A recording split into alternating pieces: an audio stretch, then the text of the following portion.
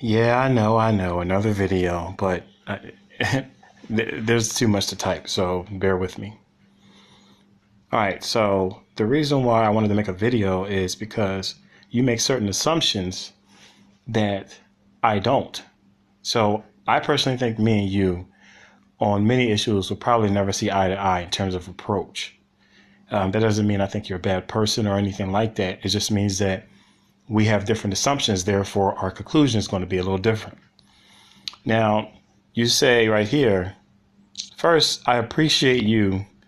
I appreciate you uh, understanding my sincerity, and because a lot of people aren't willing to do that, and I appreciate that. Even though you disagree with me, you're willing to take the time to acknowledge that, and I appreciate it.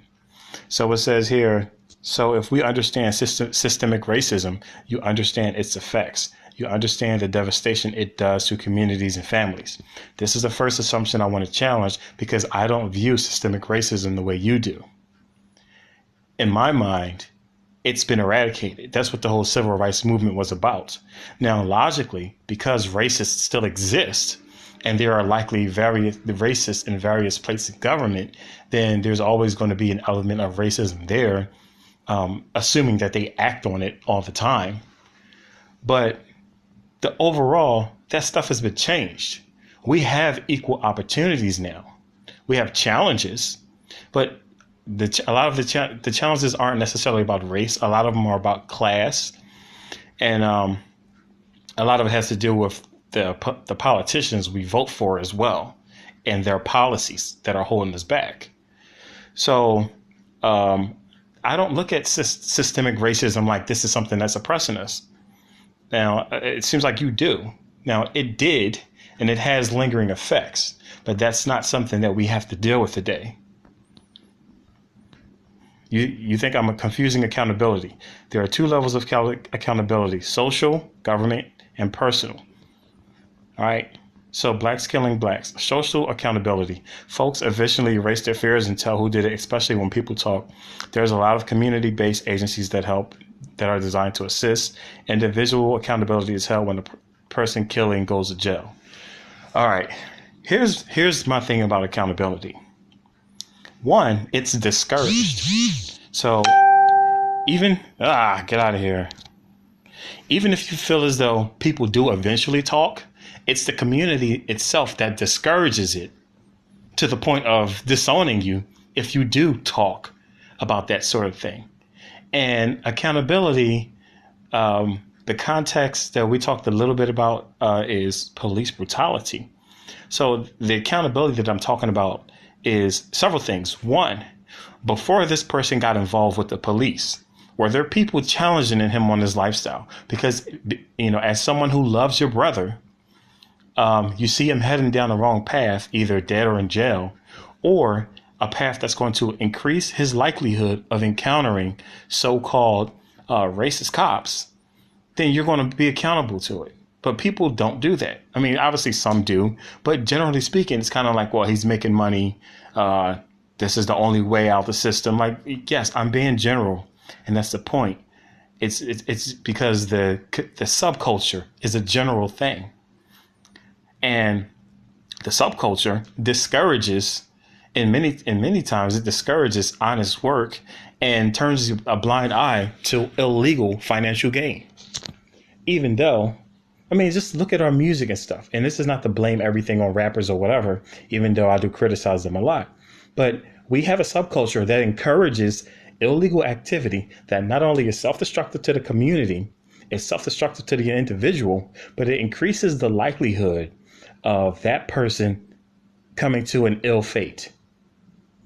And we endorse this media when we buy their music and we listen to it, and the movies as well. Like, we eat this stuff up. Stop messaging me. I'm making a video. So we encourage it. Our so-called leaders and the ones who are the most respected, they encourage self-destructive behavior, and they're not being held accountable by other so-called leaders. Now, on the individual level, again, the community discourages accountability. When you hold someone accountable and you challenge them to make better choices, you're called, it's like the whole thing of nobody can judge me or whatever. So the individuals are not really doing it. People are more concerned about hurting someone's feelings or offending them than they are about actually telling them what they need to hear. And I understand that completely because I struggle with that too at times. It's just human nature. Nobody wants to walk around with a lot of tension in their relationships, and nobody wants to be the guy that's telling other people off. It doesn't necessarily have to be that way, but it can feel that way. And nobody wants to do that. So I understand that. But that's a problem. Then the last thing I want to touch on regarding blacks killing blacks is it is dramatic. It is so much of more of a problem than police killing blacks. This is what makes me angry. Because if not you, but in general, if you're driven by love and your response, so-called response to racism and that sort of thing, then your response should be all the more intense when you see black people doing it to black people, because it's a widespread problem. And you can say black on black crime doesn't exist or whatever. Look, bottom line, we know that the majority of black people killed are by black people. And across the country, it's like people every day. Black people are killing each other every day. Whereas cops, the entire year last year, the cops killed 16 black people. Only 16. Like I said before, that's one weekend in one city. So the idea of being so riled up about the 16 versus the thousands that black people kill each other is ridiculous. It's ridiculous. And that's unacceptable. And that kind of mentality is why it never stops. In terms of unarmed police officers, I'm sure you meant armed police officers. Armed police officers killing unarmed blacks don't do a crime. However, we know that these killings have not been isolated to an actual crime occurring. See, this is where you got to understand law. And this has been my issue lately, is that people don't understand law, because an armed police officer killing an unarmed person is not illegal. Under certain circumstances, it is justified. And I'm working on a video now that goes over what the law actually says and what the police training actually says. Now, you may think that that's unacceptable, and I would understand that if you thought that. I would understand that position completely. But the issue would not be racism automatically. The issue would be that they are trained, and the law says that in certain circumstances, they can shoot an unarmed person justifiably. And then also the thing would be that their training gives them a level of freedom. I don't want to say freedom, but their training gives them a level of interpretation of various actions that can create situations where they can shoot someone, or they're taught to shoot someone. So that is the problem. The problem isn't automatically racism, and automatically jumping to racism ruins everything. If the problem is something else, you're never going to change it. So I actually have a video out about that, and it's called do you want to stop, how to stop police shootings. And I go over it. The way that you stop police shootings is not crying racism every time something happens, especially if you don't know the facts. The way you stop it is you attack the case laws and procedures that are in place that give the officers freedom or leeway to make decisions or assumptions that allow them to shoot someone. Now, that outside of the ones that are clearly racist, because there obviously are cops that are clearly racist. But the big problem, if you want to tackle the problem, if it's the problem is procedure, not motive. So that's where we differ. The law literally says that if a cop can even shoot someone who's running away and it'd be justified. Now, it doesn't mean that as soon as he shows up on the scene and the guy's running away, he can shoot him. But what it means is, my whole point is, everyone keeps saying unarmed, and they don't understand the law. Comply. It's been shown that it hasn't worked, because even when it's like psychologist guy was on the ground with hands up, he was shot. So that case suddenly is the way to interpret all of the police interactions with black people all across the country? So it's not a good idea to comply because of what happened in this situation. That's not how it works. That's not how it works at all.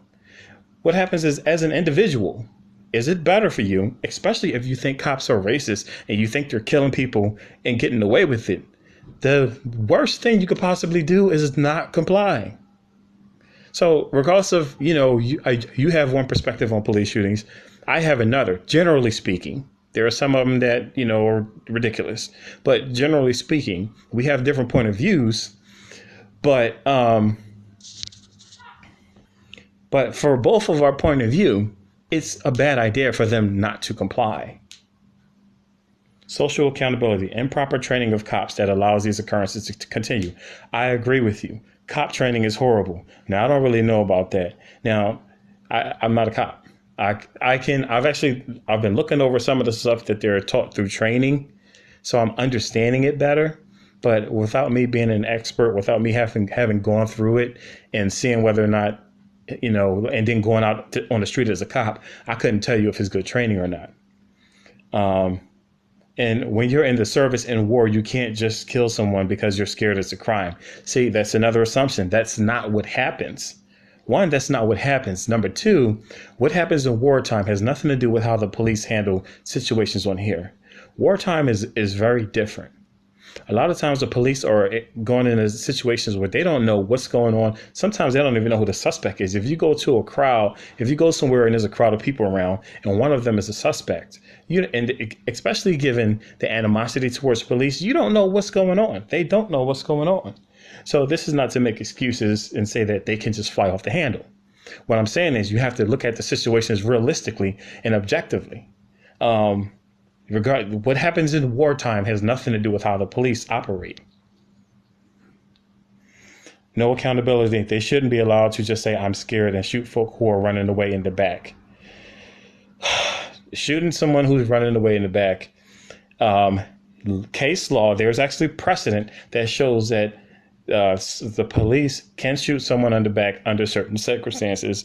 This video is already going to be long, so I'm not going to go into detail. If you would like more resources on that, then I would, I can give them to you.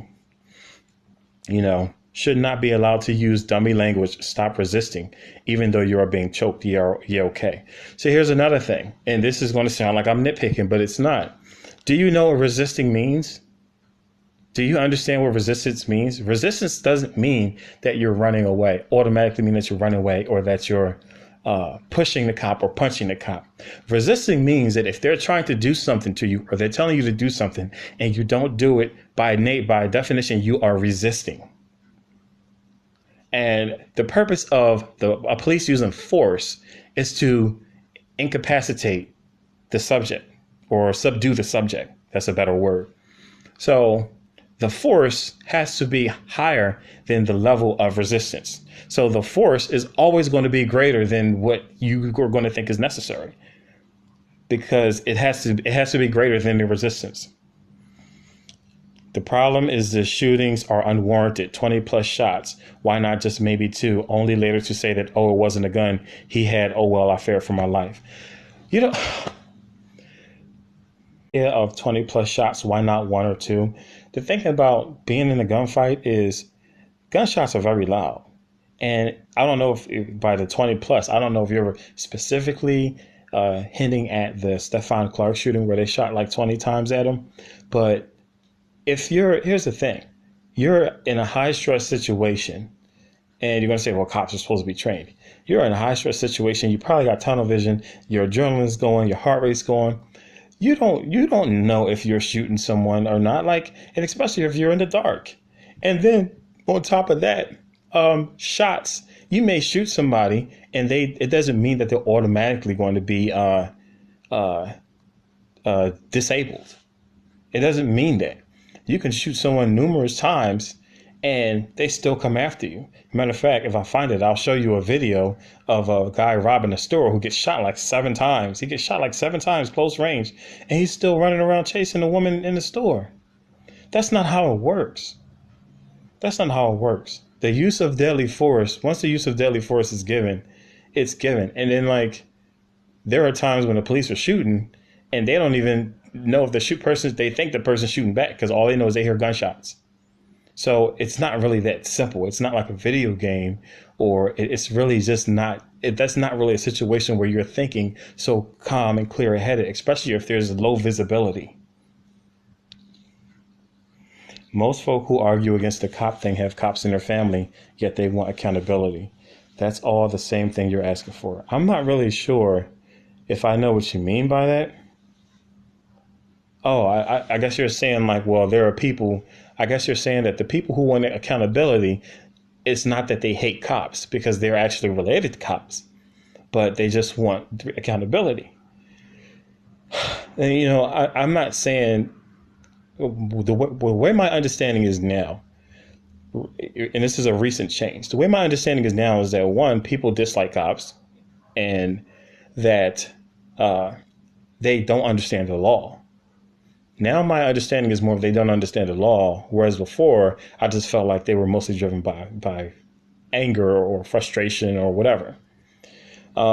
People don't understand the law. Like, I mean, some of the stuff that I addressed that you said is like because you don't understand the law. Now, just because the law says a cop can do something doesn't make it right.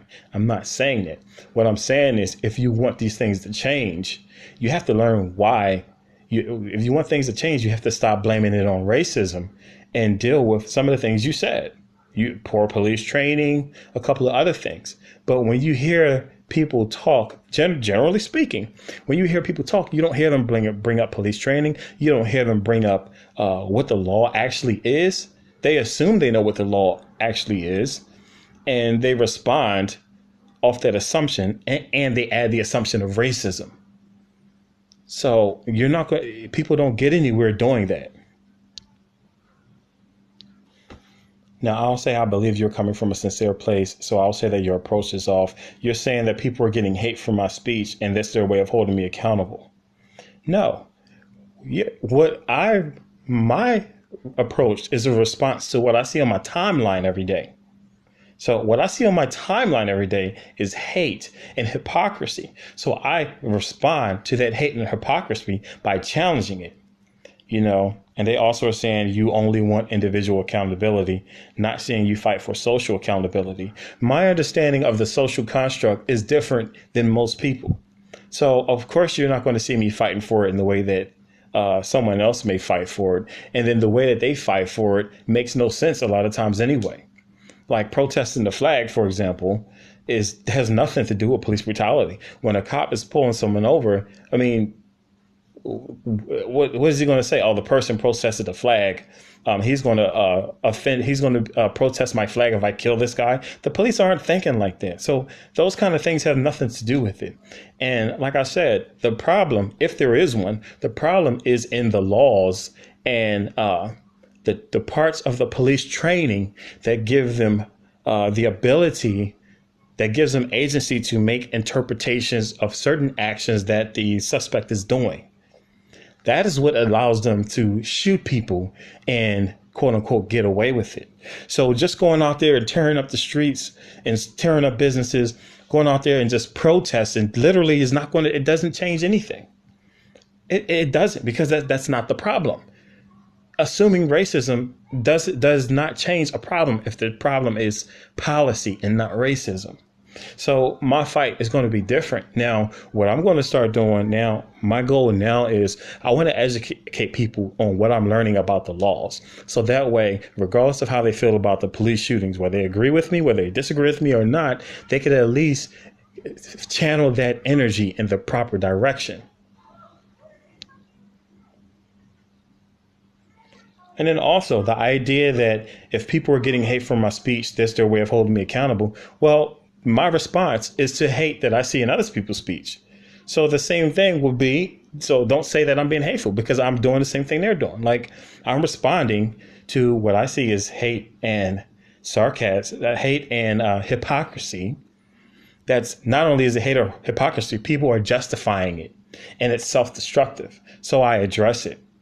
So if you see hate in my speech and you're right by seeing hate in my speech, then I'm right in seeing hate in the speech of other people. I mean, I can show you what my timeline looks like. We have a lot of the same friends. So How come I don't never hear people say, I don't never hear people challenge black people to say, hey, look, you can't just have all hostility towards white people. You have to show them, that you understand. Would you say that to a white person? No, but people are challenging me how I talk to black people. But you don't challenge black people how they talk to white people. And that's the problem I have. And that's why I respond the way I do. Now, that's nothing personal against you, but that's just how it is. Now, I'll say this. If your truth is that you want blacks to be more accountable, then you have to empathize and sympathize with them. See, no. What I take that to mean is, the way I interpret that is, you have to understand their excuses. No, I'm not trying to hear that, because a lot of the times when people get themselves in situations, it's because they chose to. It's because they chose to. It's not because nobody forced them.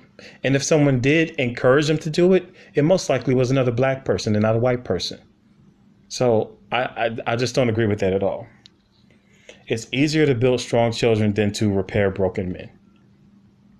Folks want to know you understand and are aware of their challenges before they'll heed advice on ways to improve. So that is why I'm starting to make more videos about, like, I have one called "What Do I Tell My Kids About Police Brutality?" How do you stop police shootings? I'm starting to make videos like that. I can understand people who don't know me. I can understand that if all you see is me on social media, you probably think something totally different of me than what I am. I'm responding to what I see on my timeline. That's the only thing I can tell you. And what I see on my timeline is a lot of hate and a lot of hypocrisy and a lot of people using a line of reasoning that they wouldn't accept someone else doing. So that's why I challenge it the way that I do.